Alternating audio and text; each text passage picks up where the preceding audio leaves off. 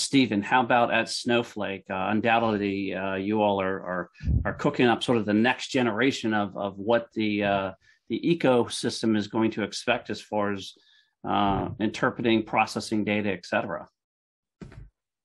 Yeah, I mean, I think it continues to build on, what you mentioned, the processing of data is in a lot of different ways, right? Because you've got a lot of different types. You've got the traditional, kind of the business intelligence use case, but you're seeing more and more of the data science use case. And data science is really kind of talking about like mission AI, right? It's kind of a nebulous term, right? It's really about the business.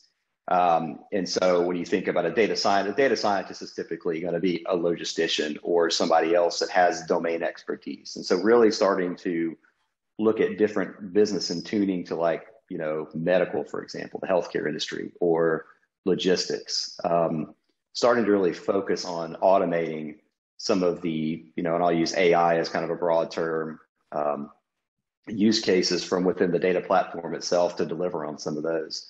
So I think the other thing I think is you'll see the more of the consolidation of, the data across the enterprise where you're seeing we talk about, you hear about 360 views and things like that, but what does that really mean in the context of the business, right? How do you integrate all that, make it in a way that's searchable, that's relatable to the business? And so we talk a lot about the culture, and part of that starts with working backwards from, my customers in that sense are the logisticians and things like that. So understanding what they need to drive value, and you're going to see some of that creep its way back into these, the data platform itself, so that it's able to deliver that with the lowest amount of friction possible to that community of interest.